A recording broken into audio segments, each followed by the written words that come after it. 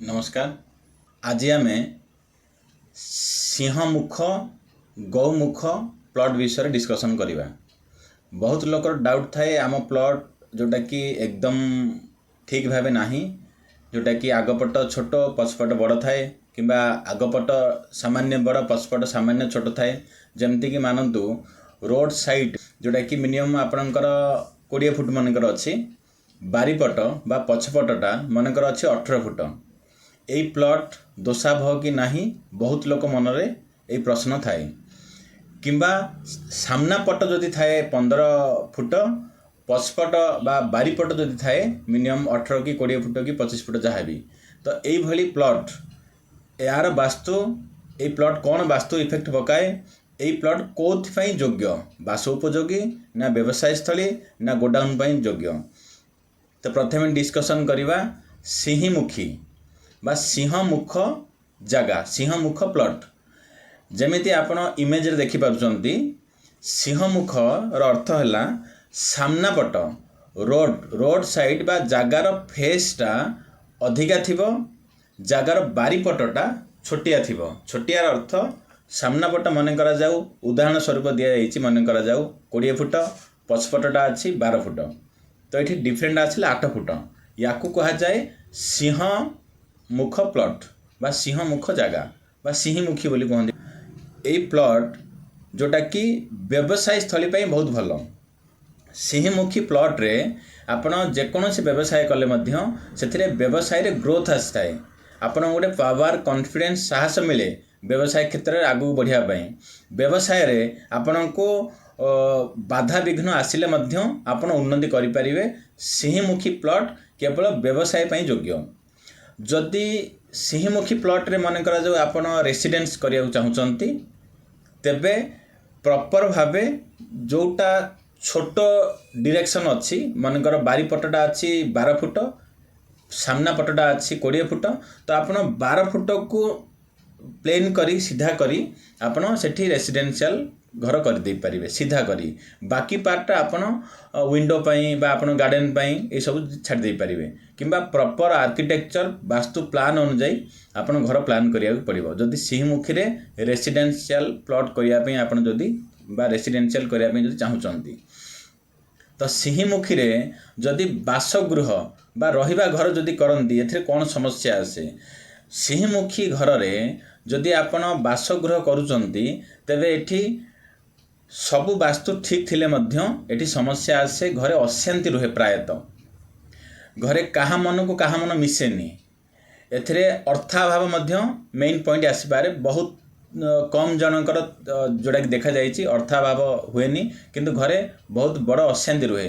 भाई भाई भितरे, बापा पुओ भितरे यही भाया संपर्कटे विशेष शुभ न थाए, तिक्तता आसी जाए संपर्क रे। जदि सिंहमुखी घरे जदि आपण बासगृह करूचंती, सिंहमुखी जगार जदि आपण बिजनेस करूचंती, तो निश्चित रूपे बिजनेस रो ग्रोथ अच्छी। जदि आपणक बिजनेस बुड़ी जिबार मध्य अच्छी बा लॉस होबार अच्छी, तो सी लॉस हेबनी, आपणकर एवरेज मेंटेन करदेव। तो सिंहमुखी प्लॉट रो एटा होची फायदा। एबे जिबा गौमुखी प्लॉट, गौमुख प्लॉट बा किए गौमुखी कहती, गौमुख कहती। गौमुखी प्लॉट रो अर्थ सामना पटटा कम विड्थ ओसार थिबो, पछपटटा टिके अधिका ओसार थिबो, याकू कहती जोटा कि गौमुखी।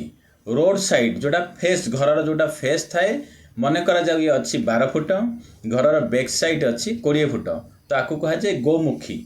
एबे डिस्कसन करिबा गौमुखी प्लॉट। गौमुखी प्लॉट रो अर्थ आपण गाईर मुख जो भली सामना पटु छोट, धीरे धीरे बड़ होगी जाए, आपको कहा जाए गौमुखी प्लॉट।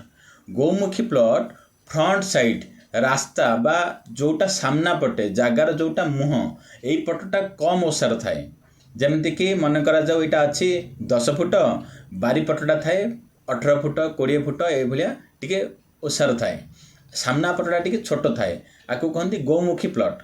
गौमुखी प्लॉट रहिबा बा बासगृह पई उपयुक्त जगह बा यही जगार जदि आपण घर करूचंती, घरर उन्नति हवा संगे संगे आपणकर उन्नति मध्य निश्चित रूपे हबो बा परिवार लोक मानकर उन्नति आसीबो। गौमुखी प्लॉट, गौमुखी प्लॉट जदि आपण व्यवसाय करूचंती, सेठी निहाती भाव व्यवसाय रे लॉस आसीबार संभावना थाए। तो ध्यान रखिए गोमुखीर अर्थ पुणी थर कहूँ सामना पटे छोट पछपटा बड़ जमी आप इमेज देखुंत सामना पट रोड साइडटा बहुत कम विड्थ थाए पछपटा अधिका थाए कंपैरिजन देखिए जदि पछ अपेक्षा बड़ जोटा कि आग बहुत छोट थाए तेबे आपको कहा जाए गोमुखी। यहाँ केवल बासोपयोगी उपयुक्त जदि ये जगह थाए तो प्रथमे तो आपन को रेकमेंड करा होची आपण जोटा कि स्क्वायर बा रेक्टेंगल हिसाब रे घर नियंतु जेमिति कि आपण 40 फुट को 60 फुट नेले बा 30 फुट को आपण 45-50 फुट नेले किबा आपण 40 फुट को 55-60 फुट नेले तो ये टाइप रो प्लॉट ही आपण पई बहुत शुभ कार्य। जदि ए भलिया प्लॉट अछि आपण पितृपुरुष अमलरू जदि आगरू अछि तो ताकू तो आमे वेस्ट जीवानी तो रहिबा घर गोमुखी बिजनेस घर सिंहमुख यही दुईटा कथा को ध्यान रखी जदि आप घर प्लान करुँच तेज आपणकर मंगलमय हम उन्नति हम अन्य कौन क्षेत्र में यह सब डरवा कथा किसी नुह।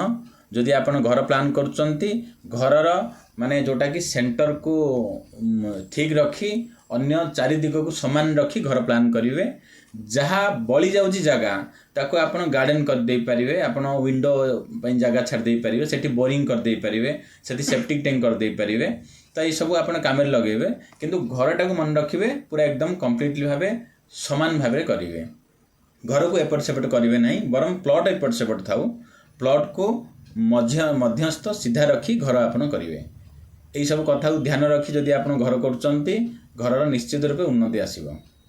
आ मन रखि थांतु घर जदि करूचंती एग्जैक्ट आपण आर्किटेक्चर प्लान बा वास्तु प्लान अनुसार ही घर करंतु कहीं ना बहुत जनकर मन थाए पूर्व दिग आम घर मुह किंतु एग्जैक्ट पूर्व न थाए पूर्व लेफ्ट कि राइट पटे टिके कोणे की सूर्य बाहरती तेरे से डिग्री भी चेंज हो गला तो मानिकी चलवानी एग्जैक्ट कंपास हिसाब रे जो डिग्री आसुची ताकू धरी आपण काम करेंगे।